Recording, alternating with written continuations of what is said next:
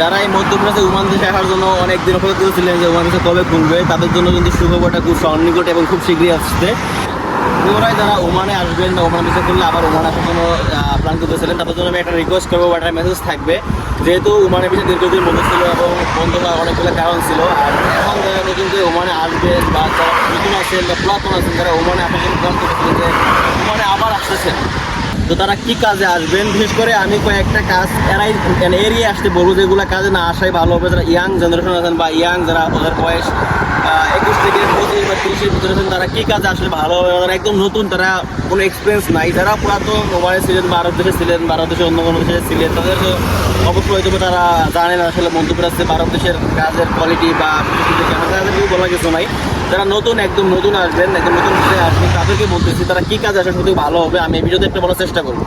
এর ভিতরে কিন্তু মূলত দুই একটা কোম্পানি আছে, যেমন সাপ্লাই কোম্পানি বা বিলি কনস্ট্রাকশনের কাজ, এইসব কাজ যারা না আসে, এগুলো আসলে পরে আসলে এখানে ফিউচারটা অনেকে টাফ হয়ে যাবে। আর এখানে অনেক পরিমাণে কষ্ট, অনেকে কিন্তু যারা ইয়াং জেনারেশন আছেন বা ইয়াং বয়সে যারা আছেন, তারা কিন্তু অনেক সময় বিদেশে আসেন, আসলে পরে না বুঝে চলে আসেন। পরে বাংলাদেশ থেকে একটা ভিসা পাইলে আপনি যারা ওমানে আসতে পারেন বা মধ্যপ্রাচ্যে যে কোনো দেশে আসার জন্য প্ল্যান করেন যে আমি এই ভিসা গেলে হয়তো হতে পারে, বা দালাল যাকে মানে আপনি টাকা দিয়ে ভিসাকে নেন, সে হয়তো বলে যে আপনি আগে ওমানে আসেন বা আরও আসেন, আসার পরে আপনি যে কাজটা ভালো হয় চেষ্টা করেন, আসলে এটা পুরোটাই ভুল। আর পুরোটাই 2 নম্বরই প্রতারণা হওয়ার সম্ভাবনা বেশি। কারণ একবার যদি ভিসা নিয়ে এখন ওমান ভারত দেশে আসেন, সেখানে ভিসা চেঞ্জ করার কোনো সুযোগ নেই। আপনি যে কাজে আসবেন সেই কাজে আপনাকে করতে হবে। তো দুইটা কাজ এরাই আসবেন, যে বিল্ডিং কনস্ট্রাকশনের কাজ বা কোনো সাপ্লাই বড় কোম্পানিতে আসার চেষ্টা করবেন না। এইসব কোম্পানিতে আসলে পরে হয়তো বেতন কম থাকে বা সুযোগ সুবিধা কম থাকে, প্লাস কষ্ট বেশি। আর অনেক যারা ইয়াং মানে অল্প বয়সে যারা আছেন, তারা কিন্তু টিকেও না, কারণ এত কষ্ট তারা নিতে পারে না। তারা বাংলাদেশ থেকে হয়তো বা মানে বুঝে যে আসলে ভারত বিদেশে গেলে হয়তো টাকা ইনকাম করতে পারবে, আসলে বিদেশের পরিশ্রম আর বিদেশের যে মানে এখানের যে কালচার বা এখানের যে পরিশ্রমগুলো করতে হয়, এগুলো আসলে খুবই ডিফিকাল্ট একজন মানুষের জন্য যারা নতুন আসবে। আর যারা পুরাতন, যারা কাজ করার অভিজ্ঞতা আছে, তারা অবশ্যই এটা মানা নিতে পারবে, অনেকেই করতেছে।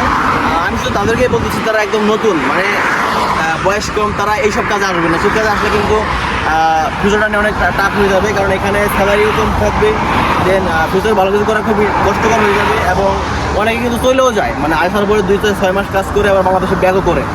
তো যারা নতুন বিদেশে আসবেন, তাদেরকে বললাম যে এই দুইটা কোম্পানি বাদে মানে দুটো কাজ এরাই একটা চেষ্টা করবেন। এবং কী কাজ আসলে ভালো হয়, যারা কাজ জানেন, যাদের স্কিল আছে, যেমন গাড়ির মেকানিকের কাজ বা গাড়ির রঙের কাজ বা ইলেকট্রিশিয়ানের কাজ বা টেইলারের কাজ বা আগে পরে কাজ করছেন, মানে কোনো সুপার মার্কেটের শপিং মলের কাজের অভিজ্ঞতা, তারা এইসব কাজ আসতে পারবেন। এই কাজ আসলে পরে মানে একটু মানে ভালো থাকা যায়, কারণ যেহেতু আরব দেশ, প্রচুর পরিমাণে কষ্ট, প্রচুর পরিমাণে গরম, এত গরম নিতে পারে না। যারা সাপ্লাই কোম্পানি আসে বা বিল্ডিং কনস্ট্রাকশনের কাজ আসে, এইসব কাজে খুবই এত পরিমাণে কষ্ট, যেগুলো আর মুখের ভাষায় বলা যাবে না।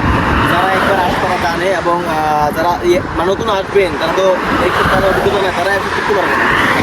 অনেকে চলে যায়, অনেকে থাকে যায়, অনেকে টাকার জন্য মানে ঋণ করে আসে, অনেকে মানে এইসব কষ্টের জন্য থাইকে যায়। আসলে এইসব আমি মেসেজ করছি তাদের জন্য, যারা নতুন আসবেন, তারা এইসব কাজ শিখে আসেন বা কোনো ভালো একটা দোকানে আসেন বা শপিং মলে আসেন। স্যালারি মোটামুটি থাকলেও পরবর্তীতে যখন মানে কথা পাবেন, বাসা পাবেন, তখন হয়তো স্যালারি বেশি বেড়ে যাবে। কারণ সব বিল্ডিং কনস্ট্রাকশনের কাজগুলো, সাপ্লাই কোম্পানির কাজগুলো আসলে এখানে 10 বছর কাজ করে সেই একই স্যালারি, ওই একই মানে স্কিল, এখানে ডেভেলপ করার কোনো সুযোগ খুবই কম। এই জন্য আমি রিকোয়েস্ট করবো যারা বাংলাদেশ থেকে নতুন ওমানে আসবেন বা দেশের দীর্ঘদিন ধরে ওমানের ভিসা বন্ধ, আরব দেশে অনেকগুলো কান্ট্রি এবং মানুষের বলেছিল, তো অনেকে খুলতেছে।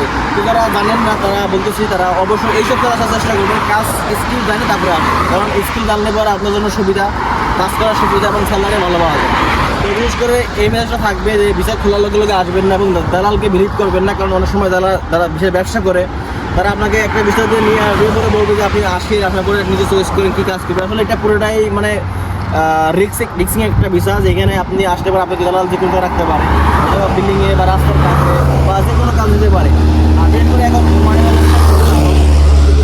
ছিল, এবং এই অবস্থাতে যারা ওমানে আসবেন, আগের মতো স্ক্যাম হওয়ার কোনো সুযোগ নাই, যেহেতু গভর্নমেন্ট ওমানের সরকার এইগুলো অনেক ফাইন আউট করছে। আসলে আমাদের প্রবাসীদের বা কর্মীদের আসলে সমস্যাটা কি, ভিসা নিয়ে স্ক্যাম হয় বা স্যালারি নিয়ে স্ক্যাম হয় বা স্পন্সরের টাকা দেয় না, আসলে এইসব সমস্যা সব কিছু কিন্তু এখন মোটামুটি হাই লেভেল চলে গেছে। এখন স্ক্যাম করার খুবই কম সুযোগ আছে।